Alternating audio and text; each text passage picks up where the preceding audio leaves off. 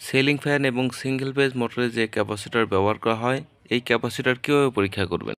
Ceiling fan এবং single phase মোটরের capacitor 4টি পদ্ধতিতে পরীক্ষা করা যায়। 1. সিরিজ টেস্ট ল্যাম্প সার্কিট পদ্ধতি। 2. ক্যাপাসিটর ডিসচার্জ পদ্ধতি। 3. অ্যানালগ অ্যাভোমিটার পদ্ধতি। 4. ডিজিটাল মাল্টিমিটার পদ্ধতি। এই 4টি পদ্ধতির যে কোনো একটি পদ্ধতি ব্যবহার করে ক্যাপাসিটর খুব সহজেই পরীক্ষা করতে পারেন। যাদের কাছে অ্যানালগ অ্যাভোমিটার বা ডিজিটাল মাল্টিমিটার নেই, তারা 1 নাম্বার এবং 2 নাম্বার পদ্ধতি ব্যবহার করে ক্যাপাসিটর পরীক্ষা করতে পারেন।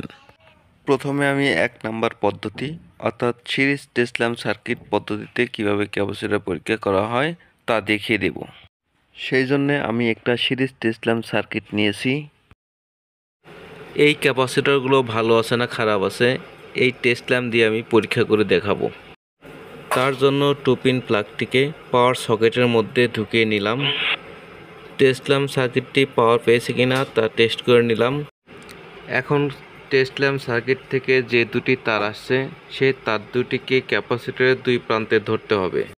ধরার পরে লাইটটি যদি আলো দেয়, তাহলে বুঝতে হবে ক্যাপাসিটরটি ভালো আছে। আর যদি পূর্ণ আলো দেয়, তাহলে বুঝতে হবে ক্যাপাসিটরটি নষ্ট আছে অথবা ক্যাপাসিটরটি শর্ট হয়ে গেছে। আর যদি কোনো আলো না দেয়, তাহলেও বুঝতে হবে ক্যাপাসিটরটি নষ্ট আছে। ক্যাপাসিটরের 2 প্রান্তে টেস্ট ল্যাম্প সার্কিটের 2টি তার ধরলাম। ধরার পরে এখানে টেস্ট ল্যাম্প সার্কিটে আলো দিচ্ছে।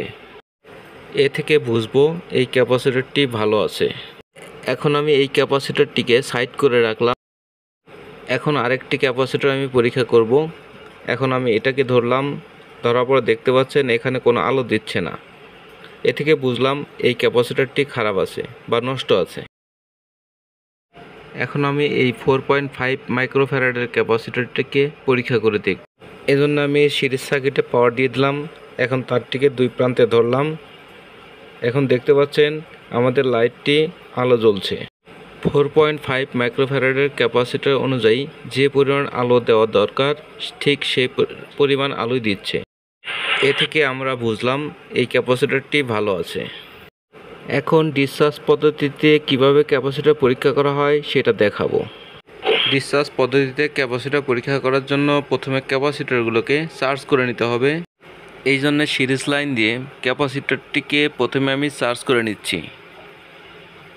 এভাবে 2-3 সেকেন্ড ধরে নিলেই চার্জ হয়ে যাবে। এই চার্জিং অবস্থায় ক্যাপাসিটরের টার্মিনালে কখনো হাত দিবেন না, এতে আপনার শক লাগতে পারে। এখন আমি ক্যাপাসিটরটিকে ডিসচার্জ করব। এই ক্যাপাসিটরটিকে ডিসচার্জ করার জন্য আমি এই স্ক্রুড্রাইভারটি নিয়েছি।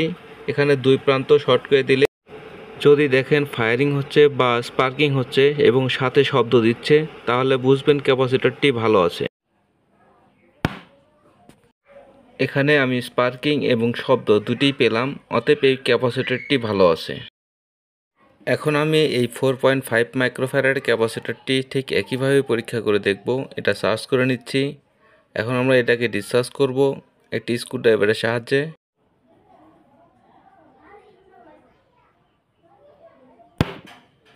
এই ক্যাপাসিটর থেকে আমরা স্পার্কিং এবং শব্দ দুটিই পেলাম, অতএব এই ক্যাপাসিটরটি আমাদের ভালো আছে।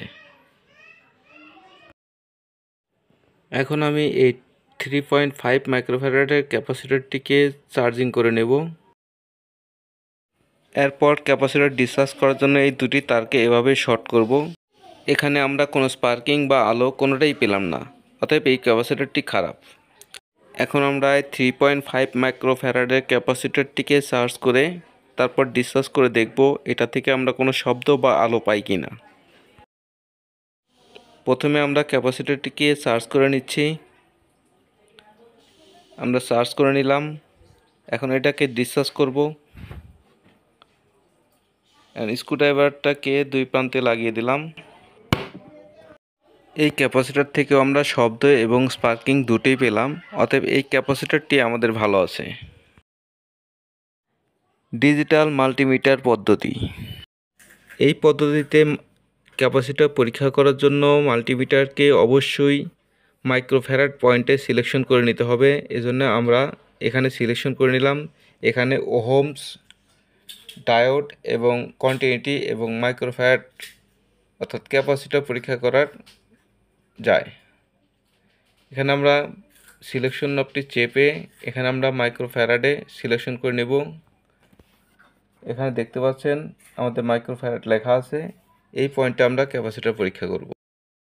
আর একটি কথা মনে রাখবেন, মাল্টিমিটার দিয়ে যখন ক্যাপাসিটর পরীক্ষা করবেন তখন ক্যাপাসিটরে চার্জ আছে কিনা সেটাকে অবশ্যই ডিসচার্জ করে নেবেন, তা না হলে আপনার মাল্টিমিটারটি নষ্ট হয়ে যেতে পারে। এই জন্য সবগুলো ক্যাপাসিটরকে আমি ডিসচার্জ করে নিচ্ছি এই স্ক্রুড্রাইভারের সাহায্যে। প্রথমে আমি এই 4.5 মাইক্রোফ্যারাডের ক্যাপাসিটরটিকে পরিমাপ করে দেখব। এজন্য আমি মিটারে 2 নব এখানে ধরলাম। এখানে ধরে আমরা পেলাম 4.490 মাইক্রোফ্যারাড, অর্থাৎ এই ক্যাপাসিটরটি 4.490 চার্জ ধরে রাখতে পারছে। ঠিক একইভাবে আমি এই ক্যাপাসিটিও পরিমাপ করে দেখব। এখানে ধরলাম, এখানে আমরা পেলাম 3.675 মাইক্রোফ্যারাড, অর্থাৎ এই ক্যাপাসিটরটি আমাদের হচ্ছে 3.5 মাইক্রোফ্যারাড, অর্থাৎ এই ক্যাপাসিটরটি আমাদের সম্পূর্ণরূপে ভালো আছে। 3.5 মাইক্রোফ্যারাড চার্জ ধরে রাখতে পারছে। এই ক্যাপাসিটরটিকে আমরা সাইডে রেখে দিলাম। আমরা আরেকটি ক্যাপাসিটর পরীক্ষা আমরা এই ক্যাপাসিটরটিও ঠিক আগের মতোই পরীক্ষা করব। দুই প্রান্তে মিটারের দুটি প্রোব ধরব। এখানে আমরা পেলাম 0.34 মাইক্রোফ্যারাড, অর্থাৎ এই ক্যাপাসিটরটি 0.34 মাইক্রোফ্যারাড চার্জ ধরে রাখতে পারছে। এখানে আমাদের এই ক্যাপাসিটরটি 2.5 মাইক্রোফ্যারাডের, অর্থাৎ এই ক্যাপাসিটরটি খারাপ বা নষ্ট।